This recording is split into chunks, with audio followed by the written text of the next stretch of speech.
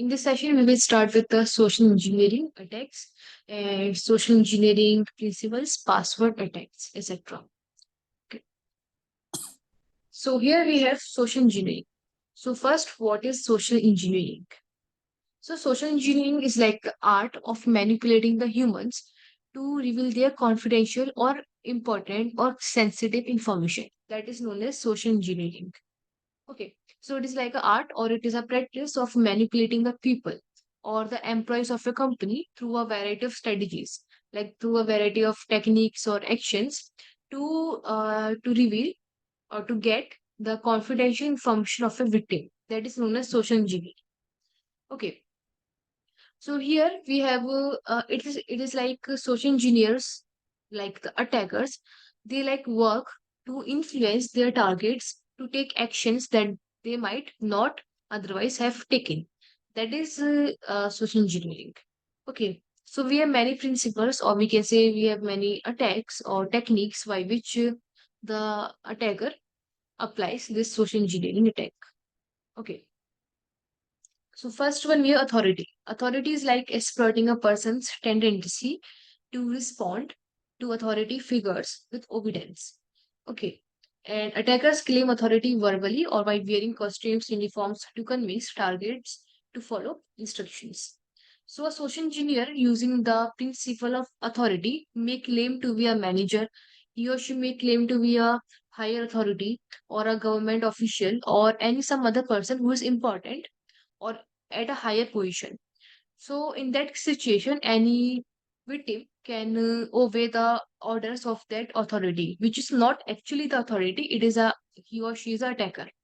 Okay. For example, let's say you are working in your company and any one, like let's say any mail, like someone mails you that you need to pay a panel, you need to pay an invoice, or you need to do something, or you need to fill this form, and it is from that CEO of the company, or it is like the attacker spoof the like the email address of the CEO.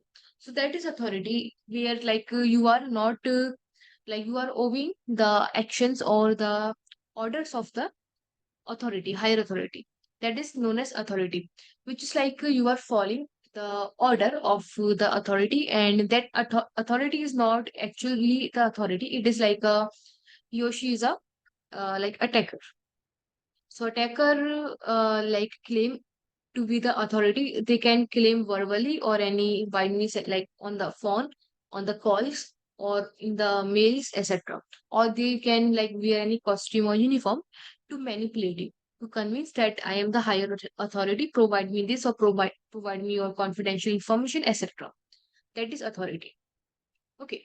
Second, we have intimidation, which is like using authority, confidence, or threats of harm to motivate compliance, focuses on exploiting uncertainty in a situation. So it is like it relies on scaling or bullying an individual into taking a desired action.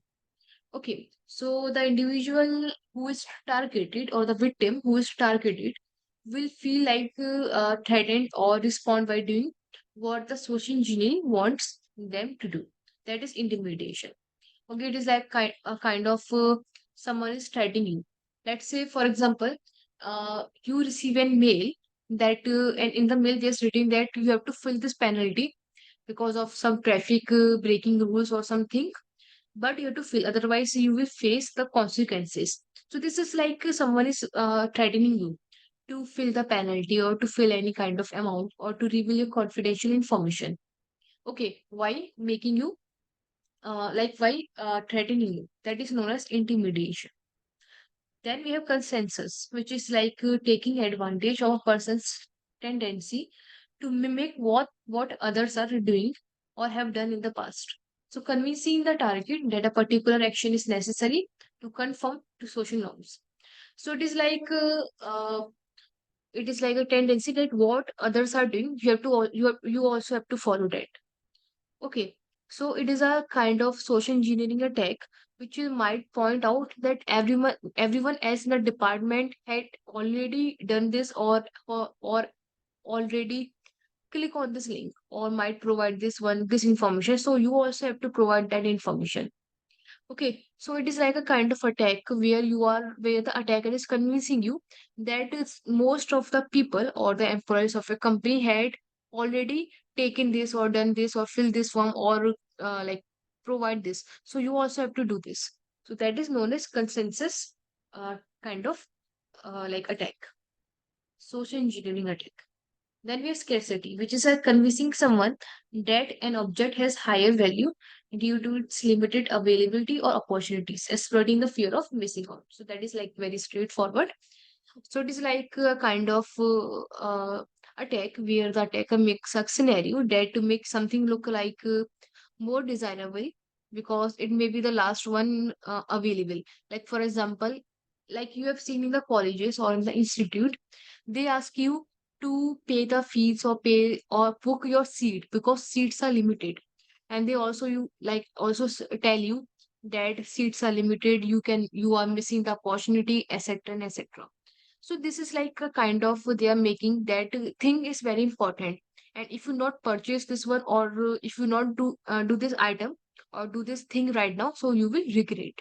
So that is kind of scarcity. Then we have familiarity, which is like exploiting a person's trust in the family or no. Okay, so attacker appears to have common contacts or relationship with the target. That is known as familiarity. Okay, it is like let's say someone's like in your family or let's say your friends or someone like, and any attacker can become your friend like on social media or in anywhere. So they can like manipulate you to reveal your important information. That is familiarity because you are familiar with that person and you can also trust that person, so you can like reveal your information. That is like obvious. So that is a kind of familiarity attack. So always don't reveal your information, your confidential information, whoever it is. Okay, then we have trust. So building a relationship with the victim to gain their trust, so used to convince the victim to reveal information or perform actions violating security. So trust is like same as familiarity, where it is relies on the connection with the individual they are targeting. Okay, so unlike with the familiarity, which relies on target thinking that something is normal and or like something is familiar. So social engineering use this technique to manipulate you on the basis of the trust.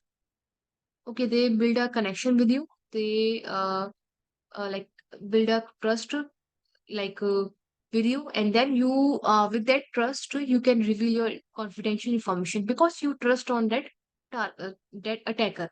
You think that this attacker can be my friend or it can be anything, it can be my colleague, but actually the attacker is, sorry, that friend or that colleague is the attacker only. So this is like the attacker manipulating on the basis of the trust.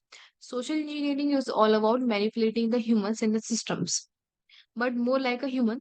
So they all only target your vulnerable portions like trust, fear, like overthinking, anxiety, or your kindness, your fearful nature, etc. So the social engineering targets these kinds of human features, mainly the human emotions. Okay, even sometimes anger also. Then we have urgency. So creating a need to act quickly before the target can carefully consider or refuse compliance, often linked with scares. So it is like urgency is like, let's say you have received a mail that, and the mail is claiming that we will shut down your bank account, your main bank account, because of something, some issue or technical issue. So if you want to restart or if you want to like restart your bank account or anything, continue your bank account, then you have to pay this amount or you have to reveal you have to give your credit card information or your debit card or your login or password.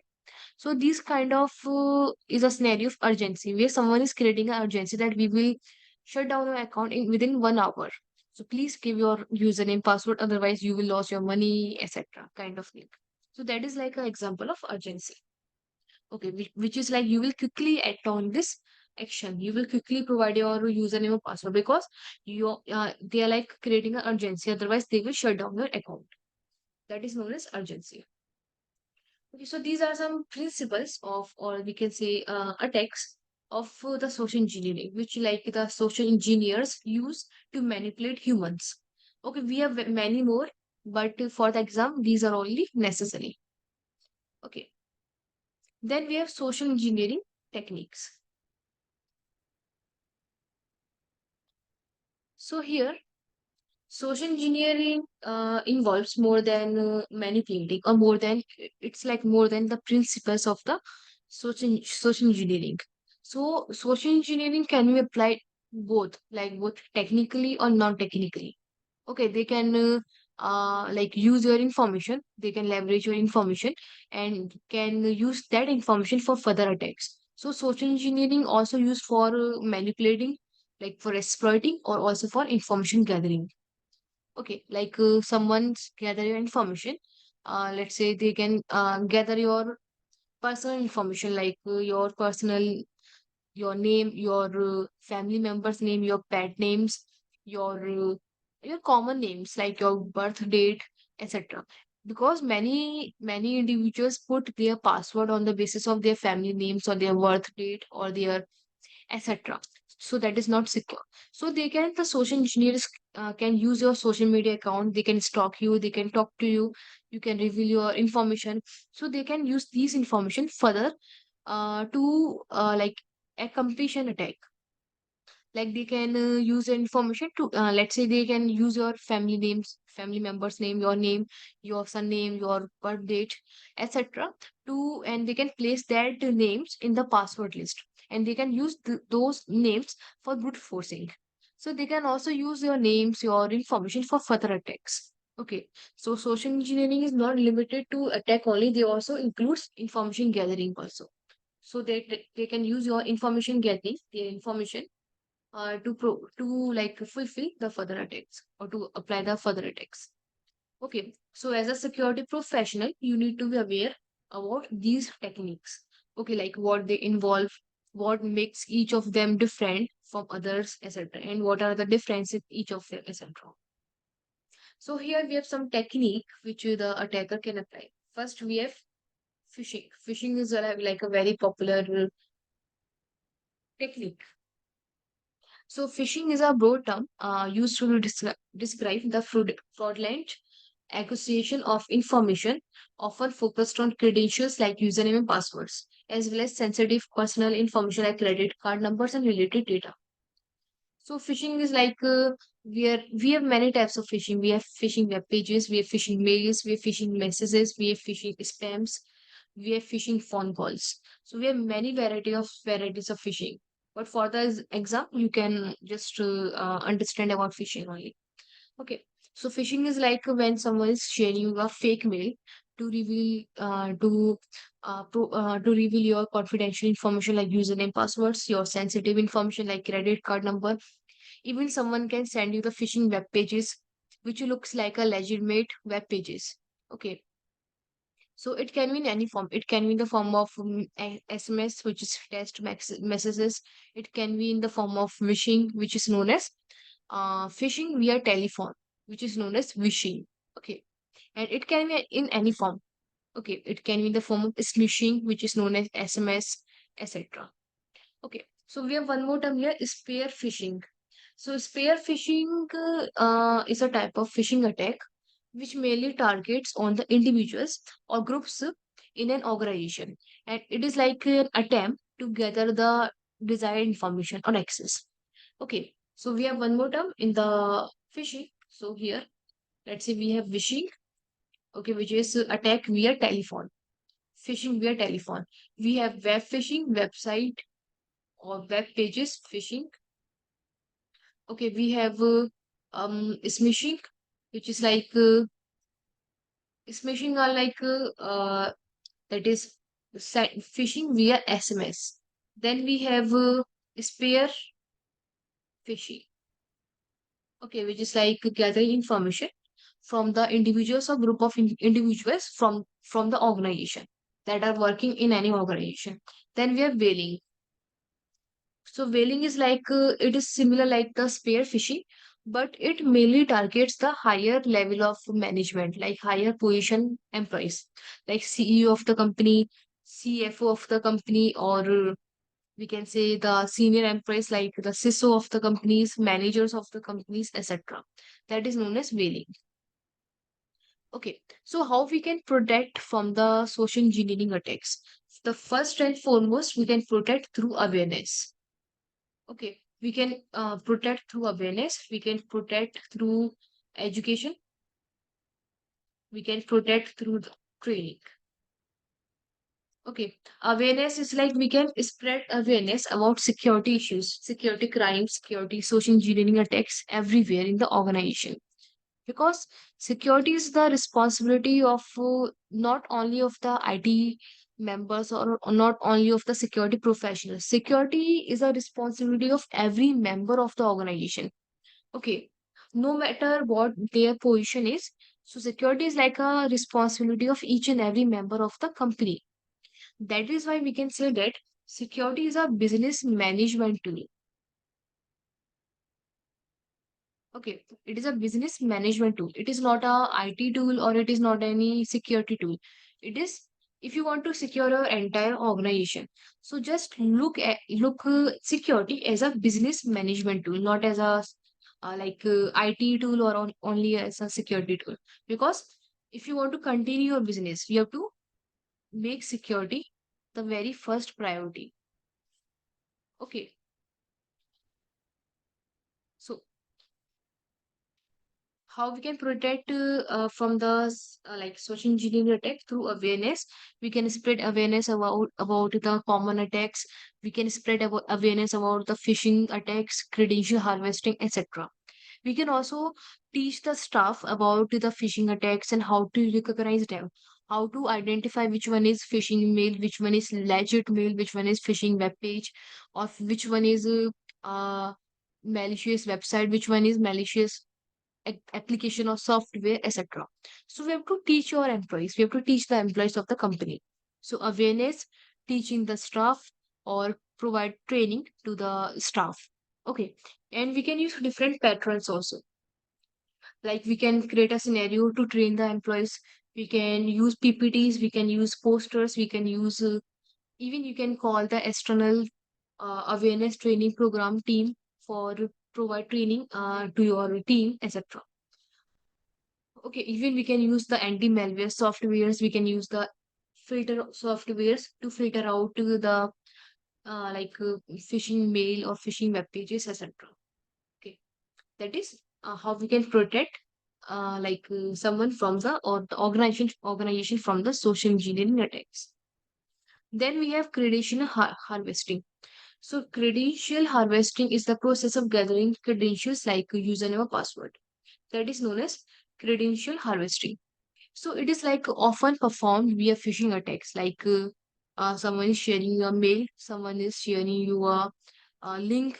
So when you click on that link, you think that it is a legit web page, but you when you enter your username and password, it is like a phishing web page. So all your credentials transfer to the attacker.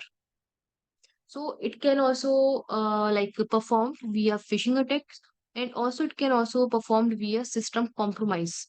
Okay, when your system is compromised, like someone is able to attack on your database. So they can also fetch your data, your important, your confidential data from the database. Okay. Also, you can perform this credential harvesting via malwares, via rats, like remote access trojans, etc. Okay, so there are like many ways of performing this credential harvesting. Then we have website attacks. Yeah, one more thing, how we can protect from the credential harvesting. So we can protect us from using MFA, which is like multi-factor authentication. We can use two-step verification, which is like same as MFA. You can use IAM, which is like identity access management tool, for protecting against credential harvesting. But it is not possible every time to apply the MFA. So MFA is just a option. It is not a exact solution. So the exact solution is to protect the organization, to protect your database, to teach your employees, to not to click on that website phishing page. So that is like the ultimate option of protecting against credential harvesting. Okay, also you require a strong monitoring of your traffic, logs checking the alerts, etc. That you all need. Okay. So now we have website attacks. So website attacks again attacks against website also used by social engineers. And farming is one example. Farming attacks redirect traffic away from legitimate website to malicious versions. Let's say you are your company asks you to download any software. So when you like click on that official website or any unofficial website, let's say your software is not available on that official website, so you have to download that application from the unofficial website, and there's an option, big button, that is click on download. Okay, so when you click on this button will redirect you to any malicious website. And that malicious website can also download any malicious exes, many malicious APK in your system, or they can also install the extensions, any malicious plugins for the browser, or any add-ons, etc. So these are the kind of website attacks, mainly farming. So it is like a traffic which is like redirecting you to a simple looking website to a malicious website. Okay, that is known as website attack. We have one more version of the website attack, which is typo squatting. So typo squatting is a kind of attack where, let's say, you enter the wrong URL. Let's say you want to visit on google.com. Okay, but by mistake you type this google.com like this, or this google.com, like you make a typo on your URL. So attackers, what they do is they just like buy the domain by these typos, like google.com, GOGLE, like this, and they just wait for the person to redirect on their website, because they just enter by mistake, they just enter the wrong URL. Okay, so this is just a example of typo squatting where the user just like make mistake in the URL, and that URL will take them to another web page, another malicious web page that is purchased by the any attacker, and the attacker is waiting for the victim to enter the wrong DNS or the URL. Okay, so they are like rely on the fact that people can enter the wrong URL. Okay, and they can now just and when they purchase, the attacker purchase these URL, and they just wait for the victim to just enter or just write the wrong spelling of Google or any other URL. Okay, so this is an example of typo. We have one more example here, which is like one more type here, which is watering hole. So watering hole don't redirect users. Instead, they use websites that target frequent to attack them. Okay, like these attack, like for example, they use websites which is let's say for example, you let's say I usually visit netflix.com. Okay, let's say. So I usually visit netflix.com on my browser. So now the attacker or any social engineer attacker knows that I usually visit netflix.com. So they will apply that attack on the netflix.com. Means they will like craft a, even if they can craft a phishing web page, or they can craft any kind of attack which will like simply redirect me to any other web page. Okay, because not because I have typed the wrong name, just because I usually visit Netflix. So it is one of the example of the watering hole. So it is like once they know that what site the target visit. Okay, so the attackers can focus on compromising it. Okay, let's say I only visit abc.com. So either the attacker try to compromise this abc.com, or they will deploy a phishing web page or any other malware in this website, so that when I visit on this website, They will just install any malware on my system because I'm visiting this website regularly. For example, let's take a very realistic example. Basically, I download movies from the movies mode. So movies mode is a website where you can download the movies for free. Okay. So let's say I usually visit this website for the movies. Let's say. So the attacker now knows that I usually visit this movies mode for downloading the free movie. So the attacker either can install any malware or like compromise this website to hack me, or the attacker like use any phishing web page to apply and the attacker can use the man in the middle attack to share that phishing web page. So instead of visiting the real moviesmode.com, I am visiting the phishing web page of that which is attacker has crafted for me. So that is a example of watering hole. Okay, is it clear this much? Is there anything you want to ask? Yeah, clear, clear. Yeah, this is clear. Okay, then we have spam. So spam sounds like familiar. It is like called junk mail, which every user get. So it is like it may not immediately seems like a social engineering technique, but spam often employs social engineering technique to attempt to gain recipients to open the message or to click on links inside of it. So spam is like, let's say you are you and a group of employee working in Amazon, let's say. So spam is like they target the huge employee or huge number of people to share the same mail, and they are like in hope that any user of the employee or any user or any employee of the Amazon might click on that link. So they send the mail in the bulk to every user or every employee of the Amazon in hoping that anyone might click on that link by mistake or by any means. Okay, so that is an example of spam attack. Okay, so it is like simply like junk mail. It is also like someone use that spam not for the malicious purpose, but also for some, you know, let's say I'm sharing the file, and I in my file there are like terms like hacking, they're like terms like cyber crimes. So these are the terms which is include in my file, and that file is legal, that file is not non-malicious. But when I am sending you, so the Gmail put this file in the spam because of these keywords: hacking, cybercrime, or dark web, or any other malicious keyword. Because of that keyword, okay, so even the hacker, like the attacker, use this point for bypassing the security of the Gmail. Like for example, like I am the attacker and I am sharing you any um phishing mail. So in my phishing mail, I know that Google or the Gmail will block my phishing mail. So what I did, I just put a phrase here that is important.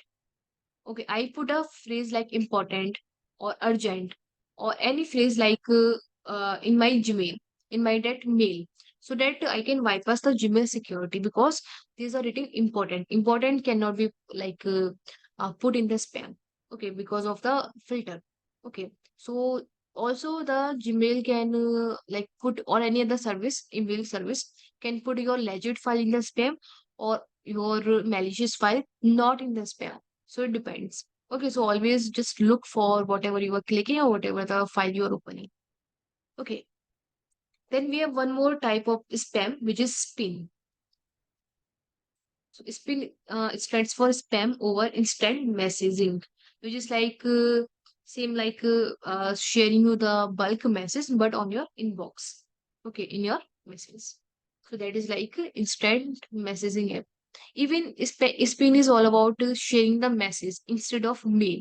So it can be on your inbox, it can be in your Facebook Messenger, it can be in your Instagram message and Messenger, etc. It can be in your Snapchat message. So we are targeting the message box here, okay, in any social media platform. That is spam and spin. Then we have in-person techniques. So in-person techniques such as dumpster driving or shoulder surfing are and tailgating. So these are some more technique of social engineering. So dumpster driving is like retrieving the potentially sensitive information from the dumpster, from the dustbins. Let's say your organization throws any important credentials or your credit cards or any like unused information or unused report or unused cards in the dustbin. Okay, so the attacker can come and just dig in your dumpster to find these kinds of information. So it is always a best practice to burn your information, like to burn the reports, to burn any sensitive information, to burn your USB, your hard disk, anything that you want to throw. So instead of throwing, just destroy that stuff. Okay, that is confidential. Okay, that is known as dumpster drive. Then we have soldier suffering, which is like shoulder suffering. Surfing is the process of looking over a person's shoulder or to capture information like passwords or other data. That is simple. Like when let's say you are entering the password and I am just uh, like uh, like looking in your on your phone screen to capture the password or to just view the password. That is known as soldier suffering. Okay, so shoulder suffering is also it can be like let's say if any person is sitting next to you in the metro or any person is sitting next to you in the bus and he is like looking on your phone screen to check your username or password. So this is just an example of shoulder suffering. Okay, so shoulder suffering and dumpster diving. These are very common kinds of in-person attacks. Then we have tailgating. So tailgating is a physical entry attack that requires simply following someone who has a unauthorized access to an area so that as they can open secure doors, you can pass through as well. So let's take an example. Uh, let's say you are just crossing any like you are just entering into the in your organization, so there's some entry point, so you just swap your card and you just enter into your company.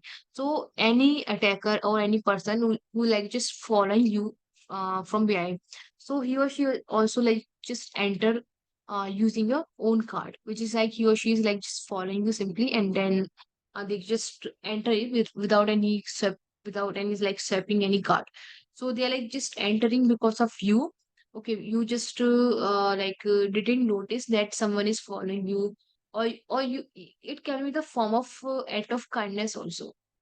Let's say any attacker or anyone, like you think it is a legit person, but the attacker like just manipulate you to provide the access to the company. Let's say the attacker acts like he is a handicap. Okay, and as an handicap, you just show your act of kindness, right? To enter into the company. So just you just help that handicap attacker, which is not actually handicap. He just acting like handicap. So you just open the door for that attacker. Okay, which is not actually handicap, but you think okay it is handicap. I can just show some kind of kindness. Okay, so this is a example of tailgating where you are just where an attacker is uh, getting any authorized access because of some legit or authorized user. Okay, that is tailgating. So it is a kind of physical. You have to be physically there. Okay, the attacker has to be physically present there. Okay, so how you can prevent from tailgating? So you can just ask your guards which are on the on the entrance to help that handicap attacker. Basically, not an attacker, handicap person. So so you can just ask help to your to the other management there to help that person to enter into the company. Okay, so these are kind of measures you can take to protect from tailgating, or you can just use any other method. Like if you can just burn your reports, your confidential information, your hard disk to protect from the dumpster driving. Okay, or you can use you can use any other kind of security for shoulder surfing. Like you can use polarized security lenses, or you can use any other lenses over your mobile devices or your computers to protect from the shoulder surfing.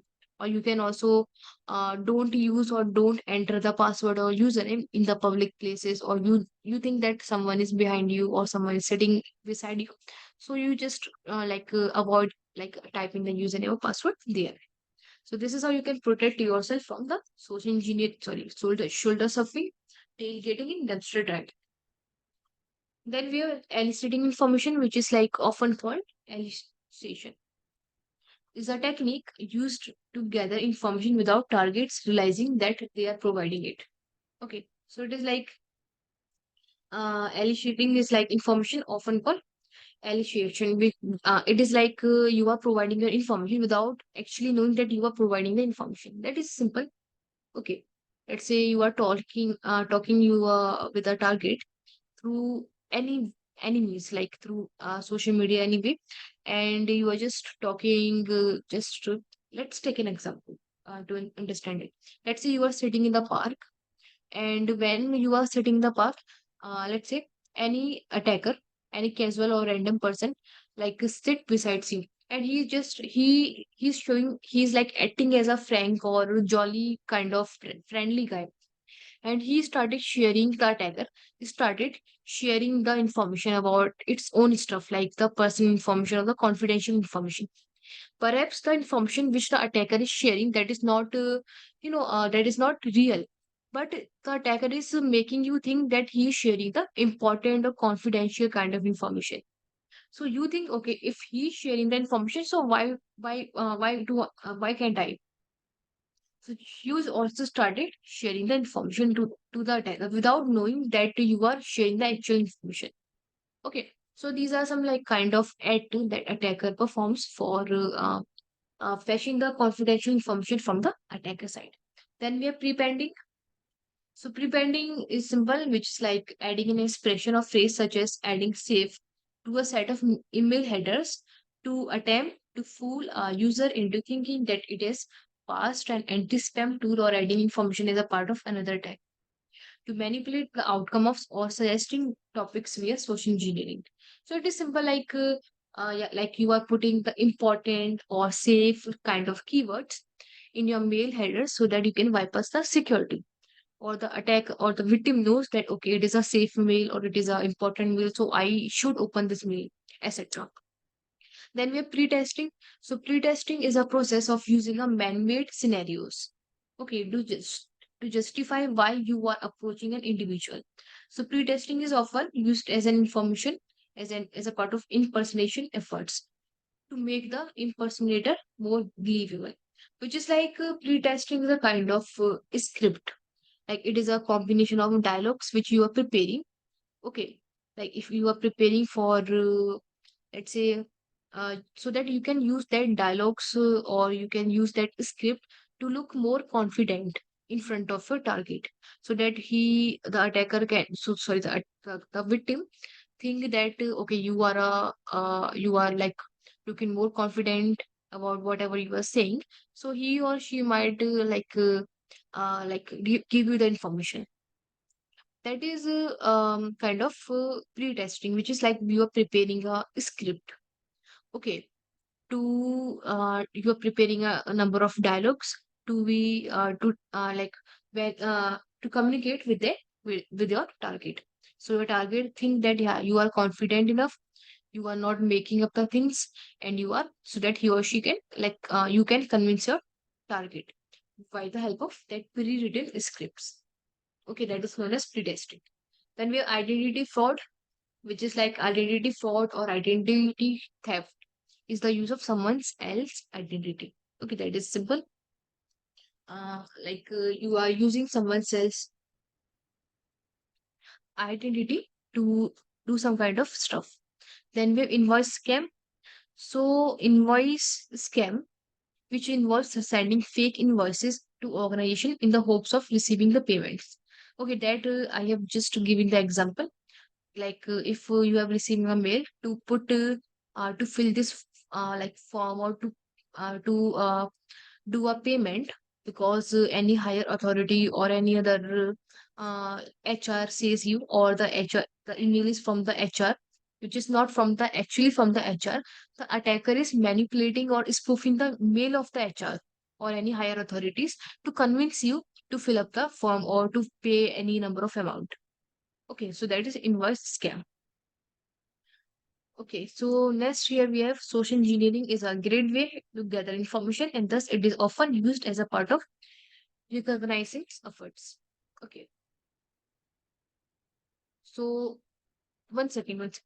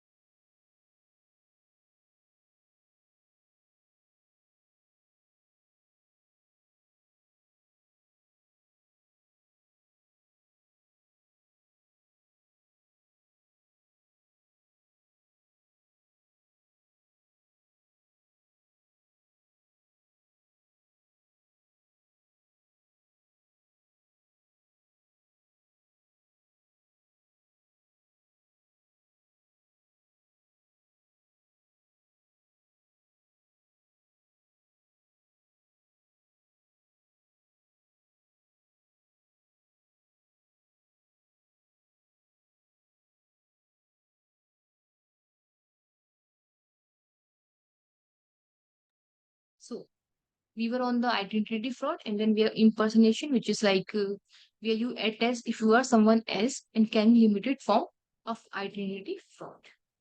Okay, it is like let's say you take the higher privileges of any user.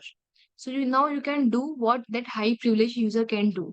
Or for example, if you have taken that least privilege user, so you can do what that least privileged user can do. So it is like impersonation. And they have invoice scam that is completed. And then we have social engineering. Okay. So you can also use social engineering for information gathering, which is also known as reconnaissance. And you can also use for exploiting. Okay. Now, we have influence camping.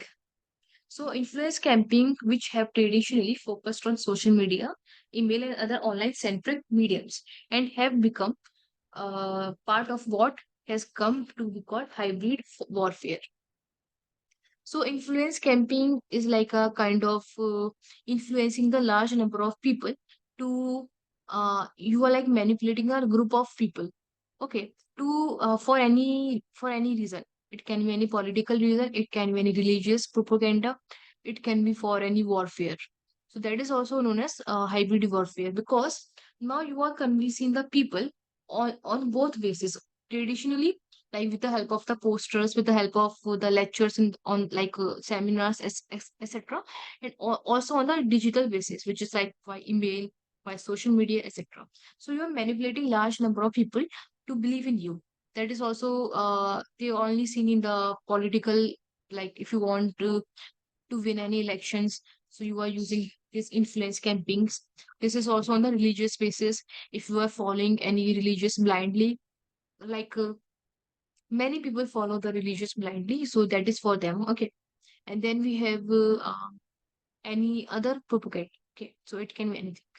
So you are convincing large number of people. Okay, so they are also used in the cyber warfare. They are also used in the world war. They also use in taking the public opinion or just changing the public opinion towards you. Means you are making the public manipulate to trust on your opinion, or you are just changing the perspective of the public. Okay, that is about influence. Okay, so then we have password attacks. Is it clear this much about social engineering techniques and principles? Yeah, clear, ma'am. Okay. Understand. Then we Okay. have password attacks. So password attacks, which we have commonly known as brute force attacks, which iterate through passwords until they find one that works. So we are familiar with the brute force attacks. Okay, like where we try the number of passwords. It is like the hit and trial method. Okay, we have like 50 chances, 50% chances of succeeding. So here, let's say, like we are iterating over the number of passwords. If your password is in the word list, then we can success. Or if the right password is not in the word list, then it is like not possible to brute force or to crack the password. Okay, so brute force is all about hit and trial method. We are like brute forcing, we are putting the number of passwords in the username field to get the right one. So here we have three types of password attacks, which are first we have brute force attacks, which iterate through passwords until they find one that works, which is like actual brute forcing methods include it can be like more severe or it can be more complex. Okay, because we have like many kinds of brute forcing. You are brute forcing the passwords. Are you brute forcing the payloads? So we have like many complex methods and we have many tools to apply this brute forcing. Okay, so it depends on your passwords list. If your password is strong enough, then we can able to find the right one. And if the password is not strong enough, then it is not possible to brute force. So it is like 50-50 chances. Then we have password spraying. Attacks are form of brute force attack that attempt to use a single password or a small set of passwords against many accounts. Okay, let's say you have many accounts. So you are using one password on that on those like same accounts, like sorry, different accounts. That is password spraying. Then we have dictionary attacks, yet another form of brute force attack that uses a list of words for their attempts. Brute force are also known as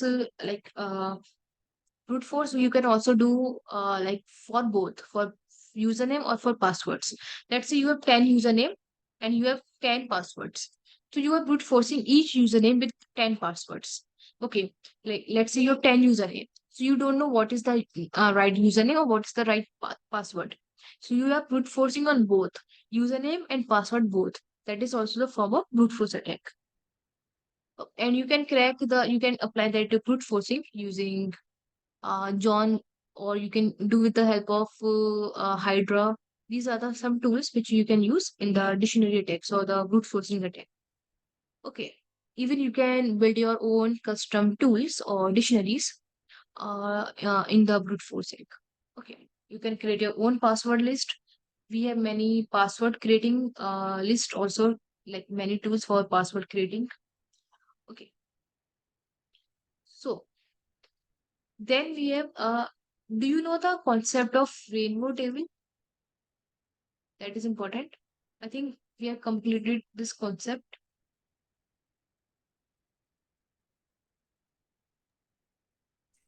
Rainbow. Tables. I think we have completed, right? Yeah, yeah, yes. Tell me just one or two words, then I can understand. Yeah, it is like a password hashing. Password is hashing, hashes are irreversible. That is why we use rainbow tables Yeah, for yeah, cracking correct, it. correct. Mm-hmm. Okay. So let's skip this one. So basically rainbow tables are very important and hashing is very important for the exam. Okay, like a hash is a one-way cryptographic function that takes an input and generates a unique and repeatable format output from an input. Like we are using an algorithm to uh, what we can say generate a random unique characters from that algorithm for that password. Okay.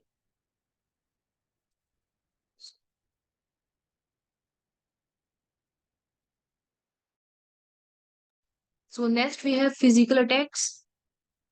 So physical attacks like we have malicious flash pen drive. So penetration testers and potential attackers may drop drives in locations where they are likely to be pick up and plug in while unwitting victims and their target organization.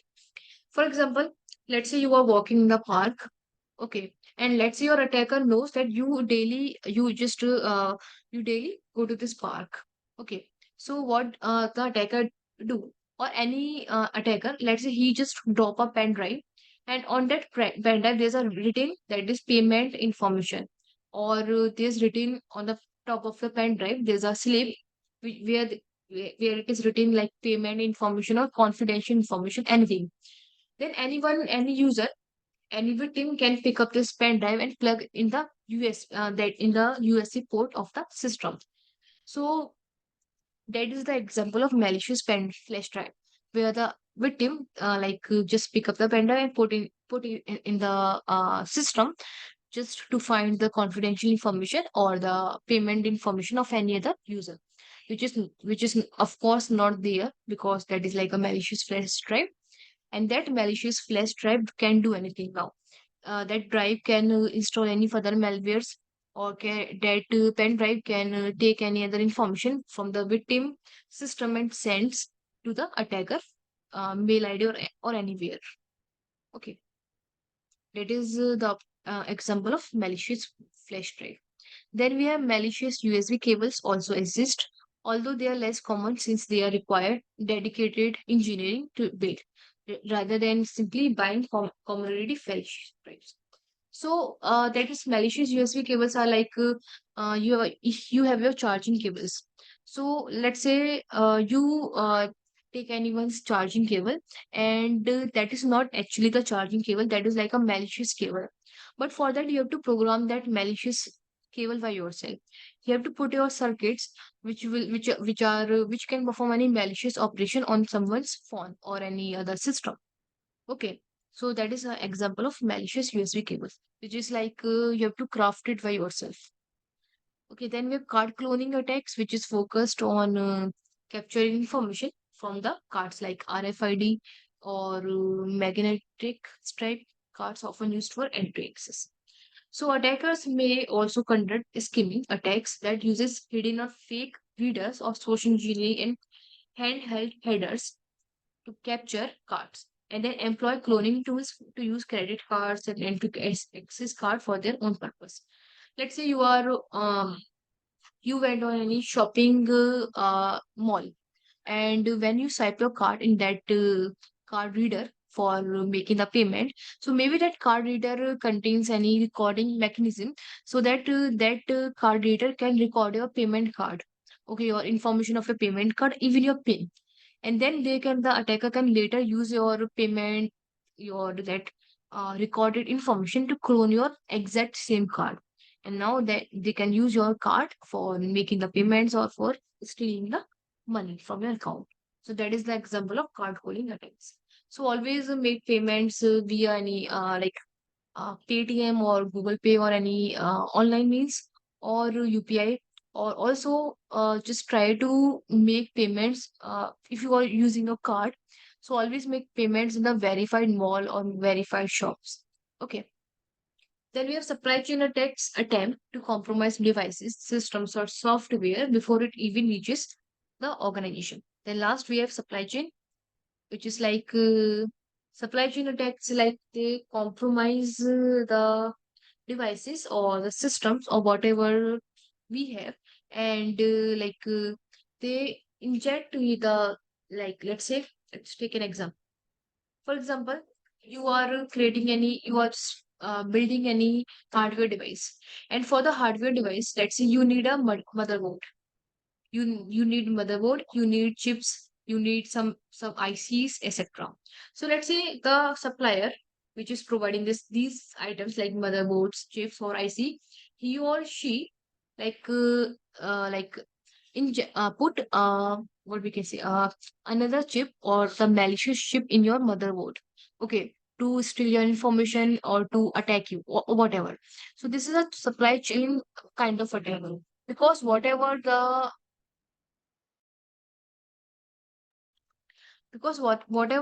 item you are creating, you are not creating it by yourself. You need some third party apps, or you need some third party suppliers. For example, let's say you are creating an application, you are creating a weather app, And let's say for the weather app, you need a API because you cannot install the satellite by yourself. Okay, so you need a API for the weather app. So what you are doing, you are taking the API from the third party, and let's say that third party is not secure enough to protect their own organization. So how you can take the API from there?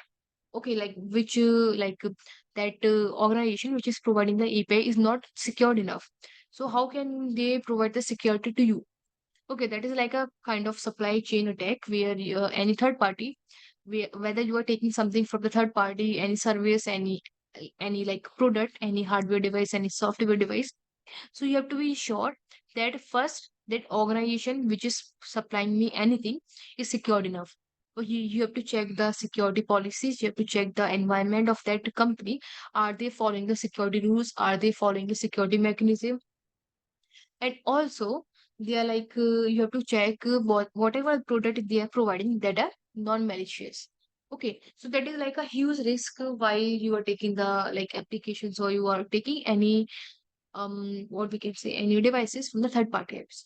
So always prefer the verified person for for taking anything any material from for your okay like for your products. So, or even one more example is like, let's say your phone displays breaks up. Okay. So now you have to repair your phone. So you are giving your phone to any shop. Okay. Which is like any phone repairing or mobile repairing shop. And that mobile repair just put another level of malicious chip or malicious camera or malicious recording device in your phone while repairing your phone or while repairing your device. So now, and then you just pay and just return back with your phone. So at that time, you are not aware about that what is inside your phone or what is like what kind of chip is inside your phone because you know that you just trust that phone repairing shop, right? But you don't trust that person. Okay, like that person can like put any kind of another like recording app or any camera, another additional camera, and he or she can just perform any malicious intent. Okay, from your phone. Okay, so that is another type of supply chain. So always repair your phone with a verified shop or just don't hand over your phone to anyone. Okay, whatever you are like whatever the reparation is, just like do it in front of your eyes. Just ask them that they will just whatever they repair, just they will like perform in front of your eyes. That is like the most like secured way to repair our devices because we don't know that what they are doing, right? What they are injecting, what they are putting, what they are software they are installing inside our phone. Because we are not expert in that field, we are expert in different field. But yeah, we have to be always aware about the security, crimes or cyber crimes or security malicious apps. Okay. Also, we can face the security issues in the cloud services. Okay, let's say you are taking the service from the Amazon, you are just using any SaaS or any PaaS like platform as a service or service as a service. Okay, so you are taking any kind of service from the cloud platform. So, and so whatever you are taking from the third party, make sure that the party first is verified. Second, they are read the reviews of that third party. Also read the policies or the reports of that third party companies. So that you can ensure that whatever they are supplying or whatever they are providing that is like malicious free. Okay, so that's it with this social engineering chapter. So, is there anything you want to ask up to here? No, ma'am. It's okay. Can you upload this video by today, ma'am, or Yeah, tomorrow yeah, I morning will early? upload here. Yeah, I will upload it. I think within 1 hour. Okay, and I will share this file. Yeah. And we have some more questions regarding this document. So this social engineering part. So I will share the questions. So try to solve it. And if you find Okay. any difficulty in answering any question, so just you can ask me tomorrow. Okay, and also submit your Okay. Okay. previous question answer so that I can review it. And if any of the answer is wrong, so then we can discuss over it. Yeah, okay, okay. Sure. So can we wrap up? Yeah, okay. Yeah, thank Okay. you. So let's continue Yeah. tomorrow. Okay.